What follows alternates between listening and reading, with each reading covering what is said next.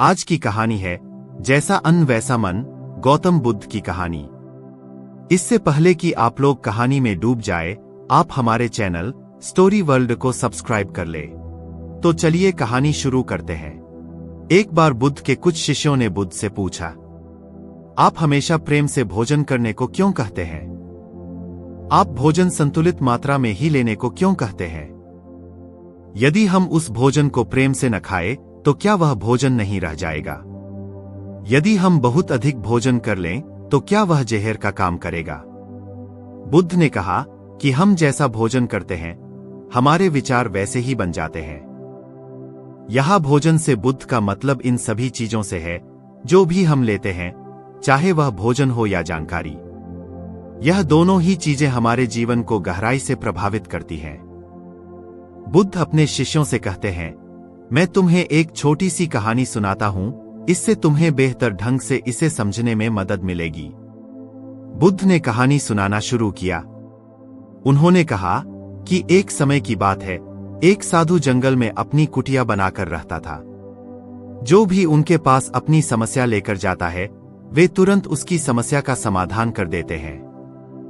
धीरे धीरे आसपास के गांवों से भी लोग अपनी समस्याओं का समाधान जानने के लिए उस साधु के पास आने लगे और वह सभी की समस्याओं का समाधान करते हैं। धीरे धीरे उनकी प्रसिद्धि गांव से शहर और शहर से राजधानी तक फैल गई। ऋषि की प्रसिद्धि उस राज्य के राजा के कानों तक पहुंची। तो एक दिन राजा अपने सेनापति और मंत्री के साथ उस साधु से मिलने गए। राजा ने साधु से कहा, महाराज, मैंने आपके बारे में बहुत चर्चा सुनी है। मैंने सुना है कि आपके पास हर समस्या का समाधान है, इसलिए मुझे लगता है कि हमारी राज्य अदालत में आपकी सबसे ज्यादा जरूरत है। जहां लोग हर दिन नई समस्याएं लेकर आते हैं, आप यहां जंगल में अपना समय क्यों बर्बाद कर रहे हैं? आपको तो यहां उचित भोजन भी नहीं मिलेगा। आपको यहां इस जंगली फलों को तोड़कर खाना होगा, पत्थरों पर सोना पड़ेगा। आप हमारे साथ हमारे महल में आए, वहां आपको हर सुविधा दी जाएगी। खाने के लिए स्वादिष्ट व्यंजन होंगे, आप इनका स्वाद लीजिए। आप यहां अपना समय क्यों बर्बाद कर रहे हैं?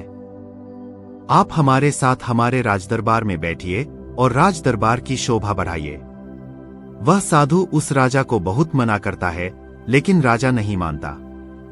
वह उसके चरणों में गिर जाता है और अंत में साधु को अपने साथ महल में ले जाता है और महल में वह राजा साधु को अनेक प्रकार के दान देता है। धीरे धीरे समय बीतता जाता है और इसके साथ ही धीरे धीरे साधु का व्यवहार भी बदल जाता है। आपको यकीन नहीं होगा कि राजा के महल में रहते रहते उस साधु का व्यवहार पूरी तरह से बदल जाता है। ये बात उस साधु को भी समझ नहीं आती कि उसका स्वभाव इतना क्यों बदल रहा है।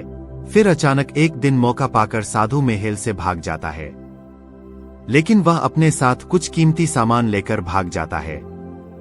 इसमें रानी का हार, हीरे जवाहरात और कुछ कीमती पत्थर होते हैं। जब राजा को साधु की चोरी के बारे में पता चलता है, तो वह उसे पकड़ने के लिए उसके पीछे कुछ सैनिक भेजता है। सिपाही साधु को हर जगह ढूंढते हैं, लेकिन वह कहीं नहीं मिलता। साधु जंगल की ओर भागता है और भागते भागते थक जाता है। फिर वह जंगल के बीच में आकर एक पेड़ के नीचे बैठ जाता है। जैसे ही वह पेड़ के नीचे बैठता है, तभी पेड़ से एक फल टूटकर उस साधु के पास गिरता है। साधु बहुत भूखा था, इसलिए उसने फल खा लिया। वह फल एक औषधि होती है जो पेट में जाने के बाद उसे बीमार कर देता है। यदि अनावश्यक रूप से दवा ली जाए तो यह शरीर को नुकसान पहुंचा सकता है। वह औषधि उस साधु को बहुत बीमार कर देती है। वह इतना बीमार हो जाता है कि उसकी मृत्यु होने वाली होती है और उसका शरीर लकड़ी की तरह सूख जाता है। अब उस साधु के मन में विचार आया कि मैं उस राजा का धन लेकर क्यों भाग रहा हूं? मैं तो एक साधु था, न जाने मुझे क्या हो गया कि मैं यह धन लेकर व्यर्थ में भाग रहा हूं। यह विचार आते ही वह साधु आत्मग्लानि से भर जाता है। वह बहुत पश्चाताप करता है और महल में वापस चला जाता है और राजा का धन लौटाने लगता है। इस पर राजा साधु से पूछता है कि तुम्हें जब यह लौटाना था, तो फिर आप यह धन लेकर क्यों भाग गए? यह सुनकर साधु राजा से कहता है, क्षमा करें महाराज, लेकिन पिछले कुछ महीनों से मैंने आपका भोजन खाया, इसीलिए मैंने बिल्कुल आपके जैसा ही सोचा।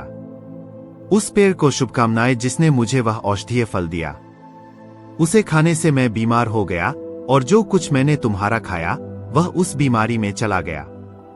और तब मुझे एहसास हुआ कि मैं कितना गलत कर रहा था। वह साधु राजा से कहता है कि तुम्हारे पास जो भी धन है वह तुमने मेहनत करके नहीं कमाया है, या तो तुमने इसे चुरा लिया या पुनः प्राप्त कर लिया। इसीलिए इस धन के उपयोग में मेरी बुद्धि भ्रष्ट हो गई थी। बुद्ध शिष्यों से कहते हैं, हम जो स्वीकार करते हैं वही हमारा भविष्य तय करता है।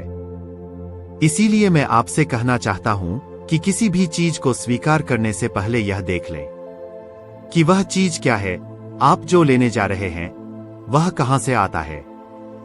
क्या यह पाप से आता है? क्या यह क्रोध या ईर्ष्या से आता है या प्यार से आता है? क्योंकि आप जो भी लेते हैं, चाहे वह भोजन हो या विचार, ये दोनों तय करते हैं कि आपका भविष्य कैसा होगा। बुद्ध की ये कहानी आपको कैसी लगी? आपको इस कहानी से क्या सीखने को मिला? नीचे कमेंट में अपनी राय जरूर बताएं। इस वीडियो में इतना ही। मिलते हैं किसी ऐसे ही नए वीडियो के साथ। तब तक आप अपना ख्याल रखें। धन्यवाद।